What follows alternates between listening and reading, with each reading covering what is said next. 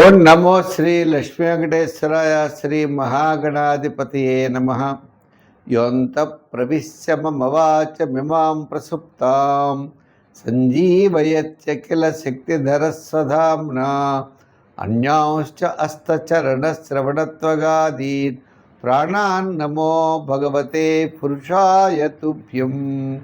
ప్రేక్షకుల నమస్కారాలు తెలియజేస్తూ మనం ఈ వారం అంటే జూలై 5 నుంచి జూలై 11 వరకు ఉన్నటువంటి గ్రహాల యొక్క పరిస్థితిని అనుసరించి మనం ఈ యొక్క వారం మనం ఏ రాశుల వారికి ఎలా ఉంటుంది, ఏ సులభమైన పరిహారాలు మనం చేయాలి, తద్వారా మనం ఇబ్బందుల్ని ఏ విధంగా నివారించవచ్చు, ప్రోత్సాహంతో ముందుకు ఏ విధంగా వెళ్ళాలి అనేటువంటి విషయాన్ని మనం ప్రతి ఒక్కరూ తెలుసుకుని ఆచరించి తద్వారా మనం మంచి విషయాలను స్వీకరించి ముందుకు వెళతాం.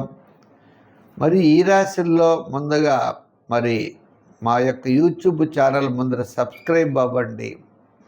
పులిల సత్యనారాయణ అనే యూట్యూబ్ ఛానల్ ఉంటుంది, దాంట్లో భాగవతం ప్రసారం అవుతుంది, షార్ట్స్ పెడతాం, అనేకమైనటువంటి కార్యక్రమాలన్నీ కూడా చేస్తూ ఉంటాం. ప్రతి ఒక్కరు కూడా తప్పనిసరిగా చూడండి. ఇంకా మూడవది విషయం ఏంటి అంటే, ఈ వారం ముందుగా మన గ్రహాల యొక్క పరిస్థితిని అనుసరించి మేషరాశి గురించి తెలుసుకుందాం. మేషరాశి, ఈ మేషరాశి వారికి లాభంలో రాహు, తృతీయంలో రవి బుధులు, అంటే క్యాలిక్యులేషన్స్ చాలా కరెక్ట్గా ఉంటాయి. ముఖ్యమైన వ్యవహారాలన్నీ కూడా తప్పనిసరిగా యోగిస్తాయి. ఆది సోమవారాలు, గురు శుక్రవారాలు అత్యద్భుతంగా ఉంటుంది. అంటే కార్యజయం, ధనలాభం, ఆర్థిక ప్రయోజనాలు, ముఖ్యమైన వ్యక్తులను కలుసుకోవడం, మంచి నిర్ణయాలు తీసుకోవడం జరుగుతుంది. ఈ రాశి వారికి ద్వితీయంలో కుజుడు ఉన్నాడు. అంటే వారపు మధ్యలో అంటే కొంత అకాల భోజనము, శ్రమ ఉండేటువంటి పరిస్థితులు కూడా ఉన్నాయి. ప్రతి పని కూడా మంచి ఆలోచనతో వెళ్ళాలి. ఇతరుల యొక్క సహాయ సహకారాలు తప్పకుండా లభిస్తాయి. ముఖ్యంగా ఎంతటి కష్టమైన కార్యక్రమమైనా మీరు చేయగలుగుతారు. ఆ విల్ పవర్తో, ధైర్యంతో ముందుకు వెళ్ళాలి. భయపడడం, ఆలోచనలు వేరేగా వెళ్ళడం ఇవి సరైన నిర్ణయాలైతే కాదు. ఉద్యోగపరమైన సమస్యలు తగ్గుతాయి, ఒత్తిళ్ళు పెరుగుతాయి. రాజకీయపరమైన ఒత్తిళ్ళు కూడా పెరిగే అవకాశాలు ఉన్నాయి. వృత్తుల్లో ఆర్థికపరమైన డెవలప్మెంట్స్ ఈ వారం పర్వాలేదు. ఎంచేత అంటే ఈ వారం గ్రహాలన్నీ కూడా పంచమంలో కేతువు, శుక్రుడు, చతుర్థంలో గురుడు, తృతీయంలో రవి బుధులు, ద్వితీయంలో కుజుడు, చంద్రుడి యొక్క స్థితి ఇది, వ్యయంలో శని, లాభంలో రాహు.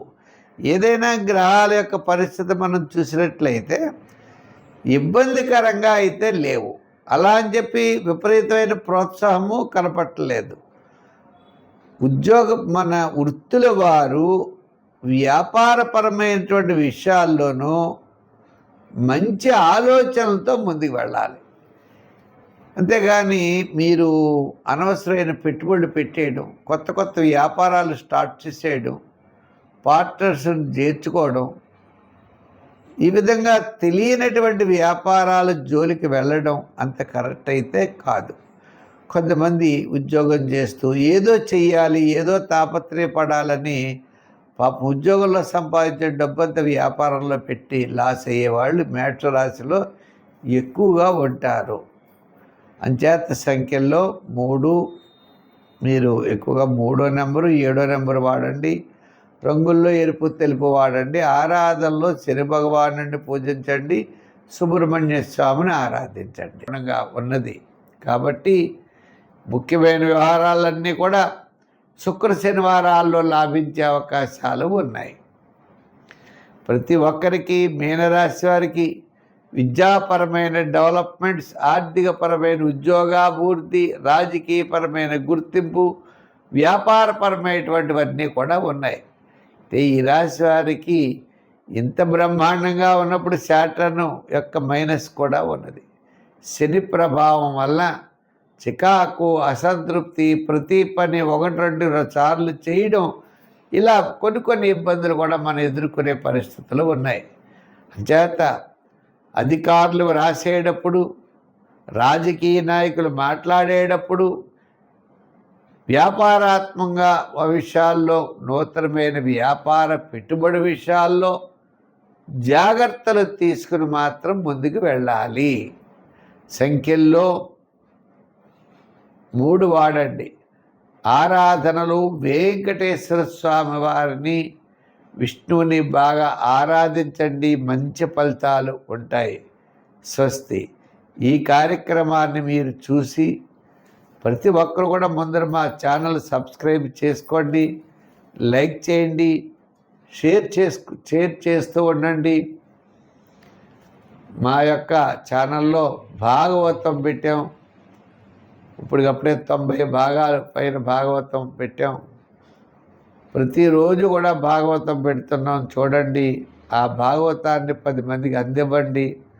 ఆ వాసుదేవుడి యొక్క అనుగ్రహం మీకు మాకు అందరికీ ఉండాలని కోరుకున్నాం. ముఖ్యంగా మా యొక్క ఛానల్లో లైక్ చేసిన వారికి, షేర్ చేస్తున్న వారికి అందరికీ కూడా ప్రత్యేకమైనటువంటి అభినందనలు. భగవంతుడి యొక్క ఆశీస్సులు మీకు లభించాలని చెప్పి కోరుకుంటూ, వచ్చే వారం మరిన్ని విశేషాలతో కలుసుకుందాం. సర్వే జన సుఖినో భవంతు. స్వస్తి.